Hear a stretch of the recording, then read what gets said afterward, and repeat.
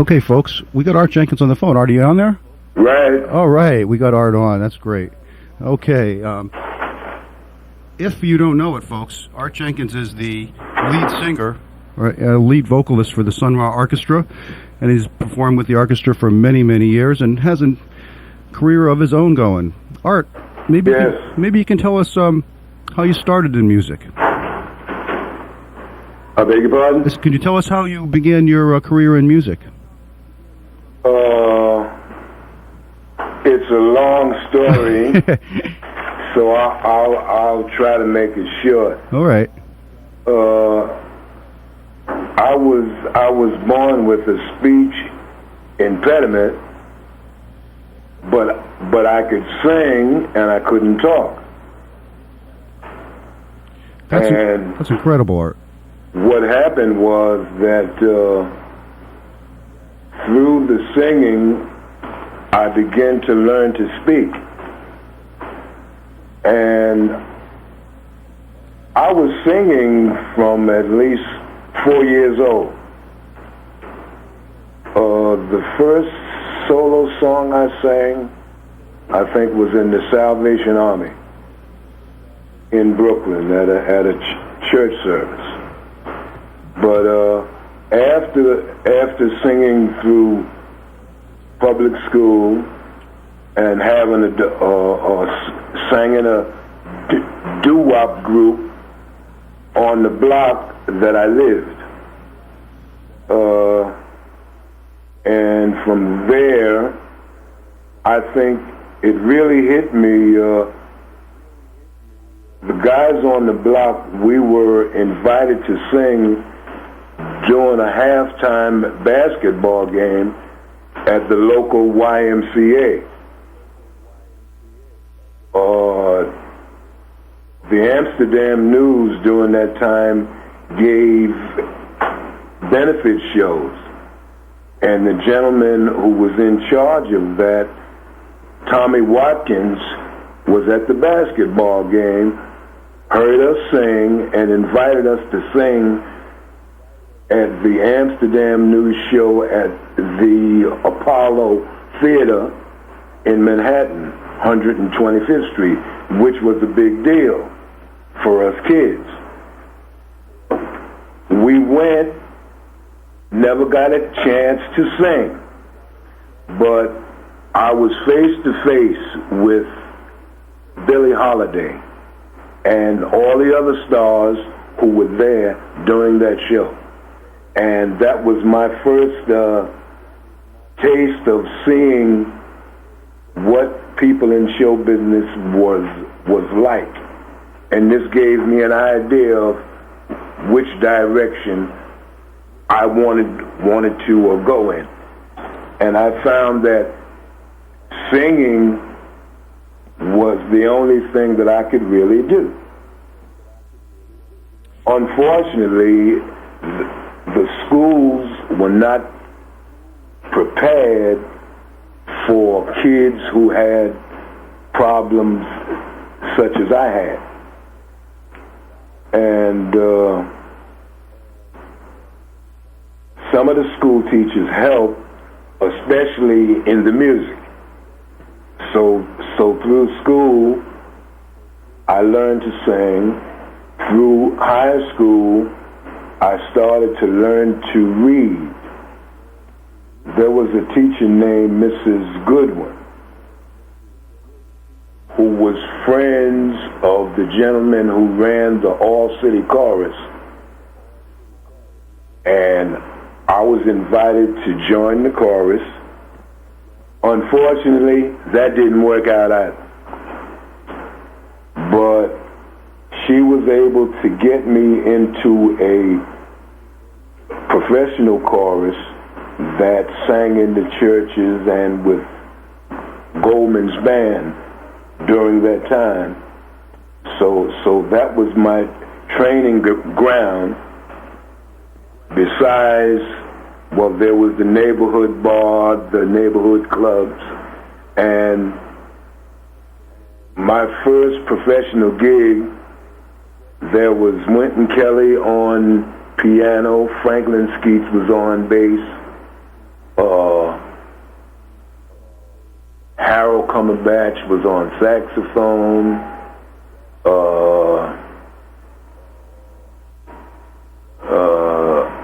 Lee Abrams, the brother of Ray Abrams, he was on drums, and that was my first real taste. And from that point on, it was touch and go, try to move forward, try to get a recording day. Every place I could go to meet people that could teach me more than I knew, that's where I would go. There were people other than Billie Holiday that I met. I met Satchmo, who sat me at a table on the stage to hear them play. So how old were you around that time? About 17. Wow. About 17 then. Then there was a neighborhood, say this is I'm talking about say 1950 now. There was where I lived at, there was a neighborhood club on the corner that a lot of the jazz musicians who came through town would stop there and play. So like there was Art Blakey, maybe there was Max Roach, Jimmy Spalding, well, there were so many. I was fortunate enough to come up in an area where all the music was, where all the great jazz came and played. Everybody who came into town came to Brooklyn because that's where the guys was. There was Max Roach, Willie Jones, Cecil Payne, Scobie Stroman, Lawrence Ritchie, Randy Weston. I can go on and on. These are guys that all through my career I have touched bases with in some form. So in 1950, I was a singing waiter in this club called La Cais, who was owned by a West Indian man. He had a group from his home come and play one weekend, a steel band. I had never heard a steel band, and they were fabulous. They asked me to sing a number with the band, and I did, and it came out so beautiful, they asked me to join the group. So now I'm singing blues, pop, R&B, ballads with a steel band, which was unheard of at that time. And the band had already been on Ed Sullivan's show before I joined. They worked most of the yacht clubs on the East Coast, which was a whole nother scene. We were in the Village Gate at that time, which was the top jazz club. We were in there about 5 or 6 times a year for a couple of years. And then after that I came into my big band experience. There was a place that all the musicians used to go called The Hole, downtown Brooklyn, in the subway.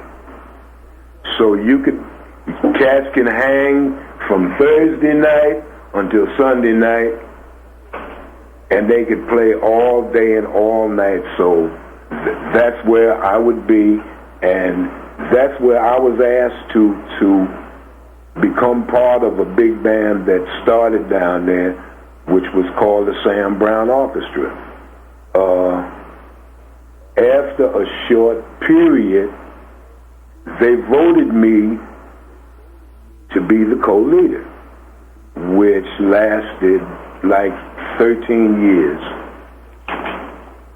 And the band never recorded, but we did do some major engagements, namely, like we did the 2 Centuries of Black Art that opened up the Brooklyn Museum's jazz series. We also played the party that they had for Mayor Bean. We did a few college things. There was a lot of major players in that band who are headliners today. And people used to come in like Wynton Kelly. I'm trying to think of his name. The young trumpet player now that's doing so great. Wynton Marsalis? Wynton Marsalis used to come. Barry Harris, Kenny Durham. But anyway, there was an old man in that band, Nat Allen. He did a brief stint with Satchmo. He also did a brief stint with Count Basie. Excellent trombone player, very good reader, and he was a great influence on a whole lot of the young guys that came through.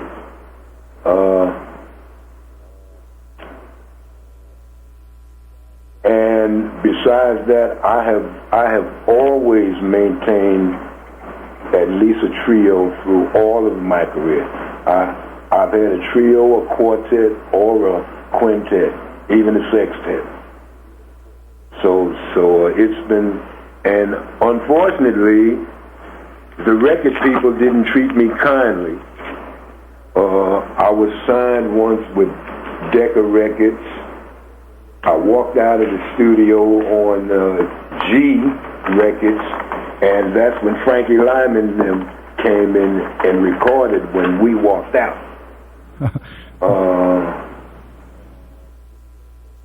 And then there were other clubs. There was a club called Town Hill. Town Hill was one of the bright spots. Groups would come in like Sam Cooke, Marvin Gaye, all these type of people, Dinah Washington. A lot of top headliners would play there. Well, I worked there. Then when they built Town Hill 2, Sam Brown and myself at the time had the big band, and we opened up Town Hill 2 with Sam Brown, Art Jenkins, Big Bad, Barcelona University in Italy.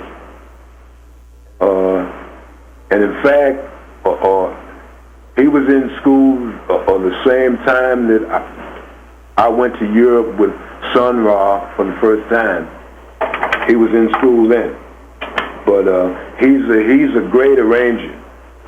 Great arranger. He just hasn't got his breaks. So I could say, I guess, coming up, the people that I would listen to that really influenced my singing were like Billy Eckstine, Ella Fitzgerald, because no one could sing at the pace that she was singing. There was Sonny Till, there was Nat Cole, there was Frank Sinatra, Johnny Ray, I can go on and on. But like I said, I came up in the middle of the mix. And I've met some great people through my times.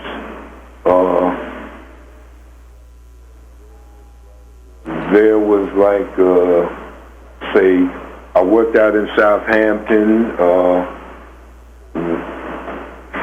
for Adlai Stevenson, his son's birthday, which was another kind of it was a fabulous, fabulous affair. But before Sun Ra came to New York, and before I met him, I was already on the scene. And then when I met Sun Ra, he was the most, to me, at that time,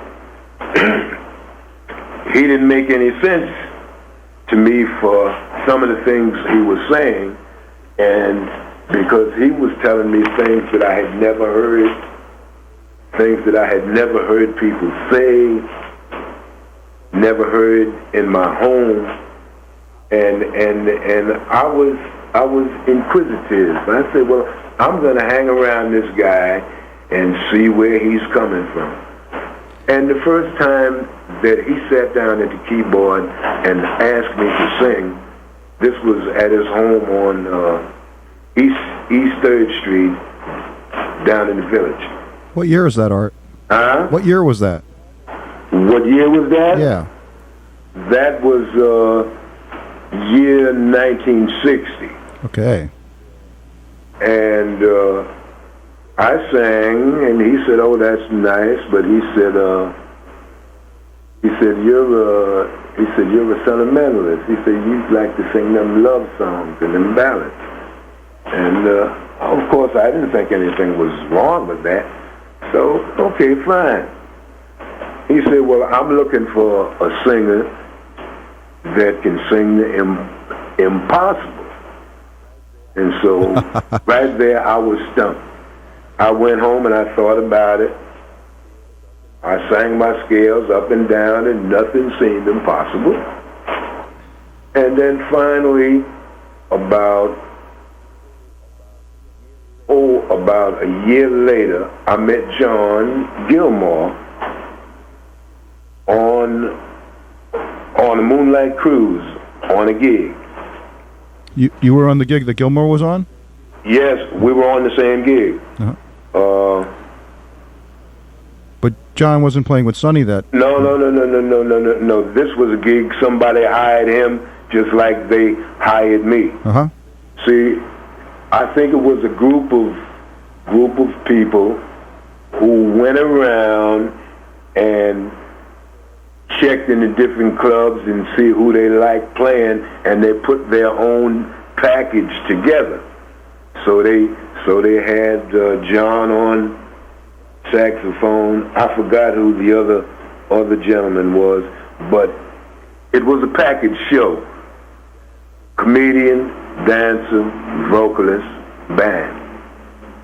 And we just did a show, and it was great. So John told Sun Ra about me then. So Sun Ra sent for me again. But you were still I went, and he said, "Well, what you got for me?" I couldn't think of anything. So he says, "All right." So the next time I seen him, my cousin Scobie Stroman was going to the studio. They were gonna do a date. So I just went along, and Sun Ra was delighted to see me, and we spoke. And he said, "Maybe you could do something on this." And I said, "Well, I don't know." So Sun Ra said, "Well, go in the corner over there and see what you can come up with." And I couldn't come up with anything. So they took a break, and then when they got ready to go back, everybody looked in this duffel bag, which had a lot of percussion instruments and shakers and whatnot. And every time I reached in the bag to pick up something of bongos or whatever, so somebody said, "No, that's mine." So I backed off. I waited until they were through. Then I took the bag and I dumped it out. And out falls this ram's horn. Now, the ram's horn brought back my childhood. As a child, my mother took me in the South once, Orangeburg, South Carolina, which was my parents' father's home. And I couldn't talk. So someone told them to, well, let him drink water out of a cow's horn or whatever, and this would help him talk. And so when I picked up this ram's horn, something just clicked in my mind. And I started singing through the ram's horn, but through the large end. And there were two holes that were bored in the bend of the ram's horn that I put my hand over and started vibrating the sound. And immediately Sun Ra stopped and said, wait a minute, that's it. And I say, well, he said, do that again. And I did it again, and I sang it on the record. He didn't tell me what to sing. He just told me, I want you to sing something that you don't know. So I just sang, and it came out on the record of Secrets of the Sun. And that song was Solar Differentials, right? Solar Differential. Right. We got that queued up, so we're going to play that before we finish with that. But let's you can continue on now, and then so that was the very first time that you ever did space vocal, is that? That's the first time. Wow. Well, maybe we should hear that right now, and then we can get back and talk some more. What do you think? Okay. All right, we're going to play that one right now for you, folks. The very first space voice vocal from the Sun Ra Arkestra with Art Jenkins. Solar Differentials, what it's called. C. Scobie Strohm's on the drums.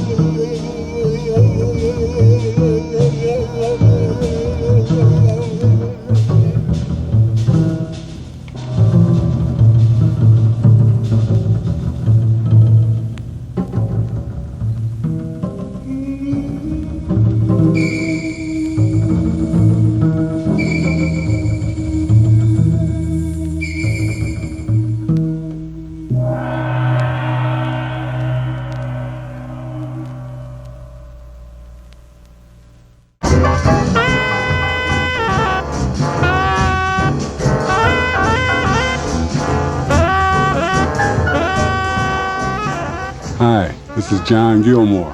When I touch down on the planet Earth, I keep my space in place by listening to WHUS in Storrs. West of the moon, dear. East of the sun and west of the moon. East of the sun and west of the moon.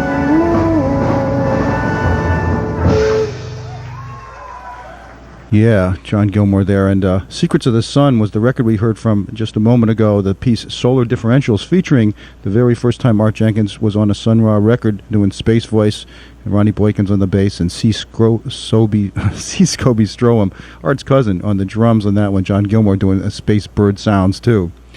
So we're back with Art Jenkins, vocalist for the Sun Ra Arkestra, and we're really nice to hear you doing your music on the air here, Art. Mm-hmm. And now getting back to the cosmos, yeah. I knew all about the cosmos, but I never realized it until Sun Ra opened my eyes to what the cosmos was really about. And I find that throughout the world and throughout history, there have been people with that same pure cosmic consciousness that the world or the world leaders don't want people to know about, because then we would have a different kind of world. So now Sun Ra was talking about impossible things. He was talking about impossible equations. And as I began to learn things from him, I began to see what he was talking about, what he was trying to tell the band. Everything that we do has a psychic, has a cosmic connection. And the reason why we fail so much in using this is that we are always listening to somebody else's idea. You see, somebody else's idea could be very good for them, but it might not fit in my bag of baggage. That's right. The inner voice is true inside of everybody. You see? Yeah. Definitely. See, there were not only did I have a psychic experience in Europe, I had a psychic experience in Berkeley. We did the Berkeley Festival that year, and there was a saxophone player. Sun Ra told this fella about driving up and down the hills in San Francisco fast, and this guy didn't listen to Sun Ra. He ran off the mountain the same night that we did the concert. Fortunately, he was lucky. Pat Patrick's, myself, Marshall, and I think Danny Thompson, we were sharing the same room. And a woman called the house. I picked up the phone and she said, a man just ran off the mountain, but he was hurt, and the ambulance came and got him, and he gave us this number to call and let the people know what was happening. Fine. I told Ra, we got me, Sun Ra, Danny, and Marshall. Jumped in the car, went to this lady's house. This was my first time in California. I know nothing about California. I led Sun Ra and them straight to this lady's house without knowing where I was going. Walked up on her porch and knocked on the door, and she pointed where the car ran off the mountain. We found the spot. The car was facing uphill. We left, drove down the highway, stopped the state troop and asked about an accident report, which the officer told us he had none and he hadn't heard of any. But he had told us where the hospitals were in that area. So Sun Ra said, which way should we go? So I say, go this way. The first hospital that we got to, we met the fella coming out of the hospital with his head bandaged up. Sun Ra told me, he said, okay, all right. He said, when we get back to the house, I want you to wake everybody up. I want them downstairs. And he said, you can go to bed. He lectured. He gave this boy a tongue lashing about what the Creator will do when you don't listen to somebody that the Creator sent to show you and tell you and demonstrate to you what could happen to you when you do not listen to the cosmos. Now, that incident didn't end it there. There was a lady who called the house the same morning and said she wanted me at her house. Her daughter was on the way. This lady was spiritual in her way, but she said that I had no business over there with some of them boys because they weren't spiritually right. So I told Ra and I left. Now, this lady had a situation where her house was haunted, and she wanted me to take the spell off of the house, which I had no knowledge of, but I told her I'll see what I can do. And so what I did, I let the cosmos lead me. Cosmos told me what to do. I related it to the lady. The day that I left California, she drove me to the airport and cried like a baby. Please don't go. My home is yours. Anything I got is yours. The curse was gone. So what exactly did you have to So now do? what I'm saying is that, see, Sun Ra always told the band about things like this and how these things could happen. And not only could happen, Sun Ra knew some stuff himself. And sometimes he would demonstrate it, and sometimes he would wait so you can see for yourself. And with the music, he was the same way. With the same way, he would give you what the Spirit tell him to give you that fit you. Something that would bring the best out of you. See? Now, there were times that he would ask me to sing things that I didn't feel comfortable with.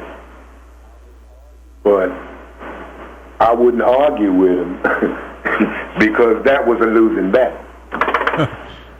So what I would do, I would fit where I could fit, and where I couldn't fit, I would lay out. And then he would see, well, all right, I'll give him this to do. And he might change somebody else's part just in that segment to what you was doing, and you would do what they was doing because you could do it. You see? I have always had a good ear for listening. And I guess that came from the experience of not being able to talk for a certain period in my life. So my ears were always fine very fine tuned, and which has been one of my assets because that way I can sing anybody's music. If I hear it, I can do it. See? Yeah, man.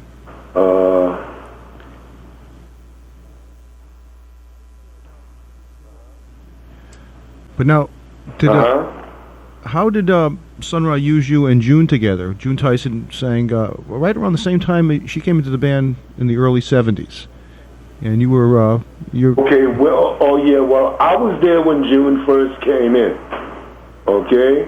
No, there were songs that he would compose that he would have us sing together, just me and him, or we would sing it with the whole group singing.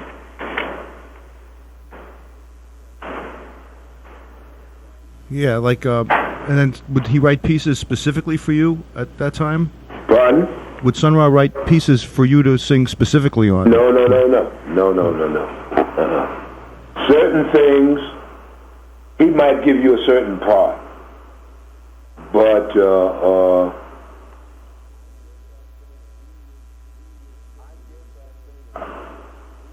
I think he was thinking in terms of what style would suit me best, or would he have to show me a different kind of way of singing, in which he also did. But the space voice, did that come mostly from you, or did? Oh no, that came from me. Yeah. That came from me. But it was but you hadn't even thought of that until you met Sun Ra. That's right. I never thought of that. Wow. That's really incredible because, for years I saw you perform with the orchestra, and the space voice was, just like another instrument in the band. It was, often a voice is like that, but it wasn't like the vocal. It was like an instrument, where you... No, well, that's I think I incorporated that from the way Ella Fitzgerald used to sing. Okay? Like scat singing. Now, when she used to scat, she would sound more like an instrument than anything else. Yeah. And then it hit me. I said to myself, well, there's nobody that's really sounding like an instrument, and the voice is the first instrument. So all I did was embellish and tried to bring it more to light. Yeah. And I also had the opportunity of teaching my technique at a prep school in Manhattan on the Lower East Side. They had a music program, so I was doing the voice teaching, and what I found is that, all right, I couldn't turn nobody away. So now I'm in a situation where I realized that some of the students needed different things. Some needed more ear training, or some needed more vocal exercises and whatnot. So what happened, the opportunity came up to do a concert, and the former director, whose name was Bugs Dyer, who was also a great saxophone player, he had left. So they asked me would I take the band and do something until they found someone else. So I took the students. I had wrote a couple of pieces in a hotel room in Paris. Me and Lex Humphrey was roommates. But anyway, I decided, well, here's an idea. This would give me a chance to see if what I'm writing is what I'm really hearing. And the opportunity came for me to use voice. It was 10 pieces, 6 voices beside myself, and fortunately, Ronnie Boykin gave me a hand. I brought Billy Bang on the scene then through that situation. And we did 2 concerts which came out great, and then we were invited to do one more concert on KCR, but I backed off because I seen something was going down that I didn't want to be caught up with, so I just left that alone. So that was a great opportunity for me to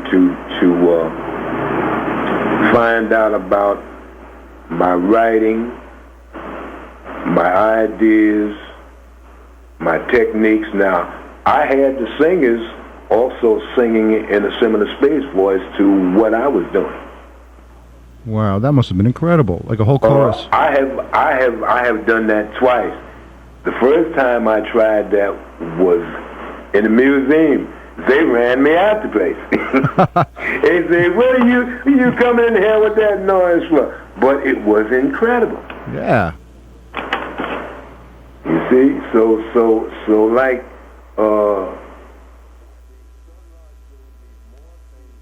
see, Sun Ra showed me more things about my spiritual self than I have met. I have met nobody any place in the world who could really tell me or really show me things that were a part of me that no one else knew, that no one else realized. And sometimes when I was younger and I thought about it, I said, well, how can a person sing and can't talk? That's got to be coming from another kind of force, another kind of place. And these are the things that I never knew. And Sun Ra had them right on the tip of his tongue. And I said, oh, I see. Yeah, like I always considered Sun Ra a spiritual master. Yes. In fact,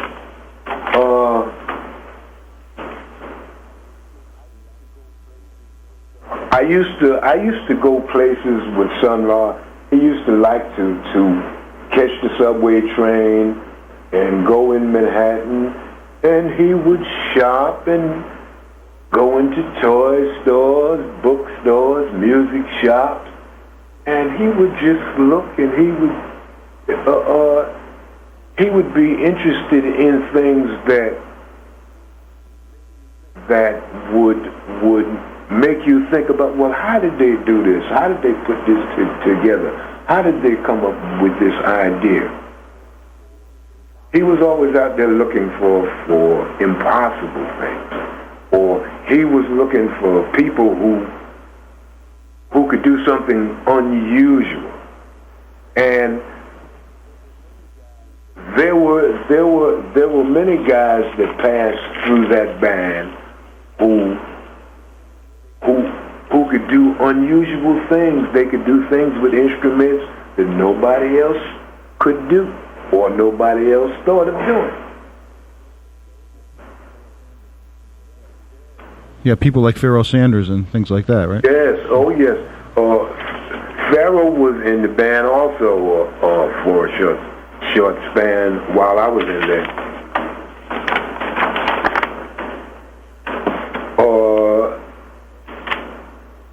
Now there's, all right, several things, say like, besides recording with Sun Ra, I recorded on a label called Paxton label. There was no luck, but ironically, there was a space song on there, and this was back back in 49 or 50, and Andy Kirk was at the session. He had something to do with putting the session together. And then later on, I recorded with Eddie Gale. And then during the period, one of the periods that I had left Sun Ra, I recorded with Gunther Hampel, Galaxy Dream Band. Yeah. And then I was also in one movie called Great Clouds Over New York, which was a Japanese movie. And I did a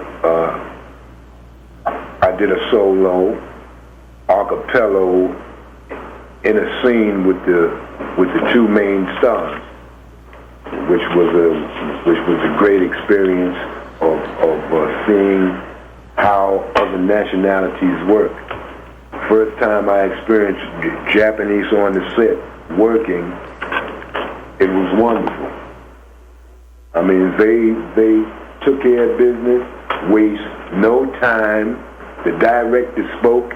Everybody ran to do what they had to do, and did it well. And I think this is the type of discipline Sun Ra was trying to get the band, most of the band members, to see that some of them, I don't believe, have even got a smidgen of that point yet. See, Marshall Allen, he's got it. See, Marshall has really got that type of discipline. Yeah. He learned everything from Sun Ra, and Marshall is a master now. Oh yes. Oh yes. Well, Art, I got to tell you, we're kind of running out of time here, and Okay. we got to turn it over to the next program coming on here. But Okay, Steve. it's been great talking to you, and everybody should know that on July 18th, it's this coming Saturday up in Amherst, Massachusetts. The show begins at 12 with a Johnny Rawls blues band, but at 2 o'clock the Sun Ra Arkestra will be coming on under the direction of Marshall Allen, featuring Art Jenkins on vocal, and Amiri Baraka also is going to be there too. It's going to be a great event. I urge everybody to come out to that. And Art, I'm looking forward to seeing you and your performance. Okay, can I leave something with you You bet you can. that I wrote about Sun Ra? Yeah. It's called Mr. Mystery. All right. Deep purple and soft blue clouds in a rainbow-colored sky. Sun Ra went there when he left this place in a flying saucer that came from outer space. The secret of his knowledge was abstract mystery song. Sun Ra left them with his orchestra and some secret sources that are on the planet still. He spoke of heliocentric worlds and other planes of space, disciplines of Ra and the future fire, and the alien power. Howsoever, they are here to stay. I dedicate this to the master, Sun Ra. Oh, that was beautiful, Art. And we're going to see you on Saturday. Right. Thanks a lot. And have a great week. Okay, you too. All right, space. Bye-bye. Space, man. Peace. Space is the place. You bet.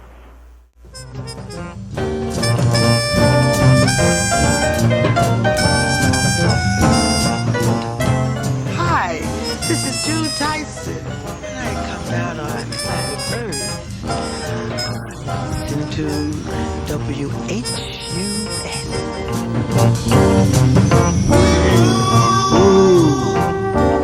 To celestial rhythms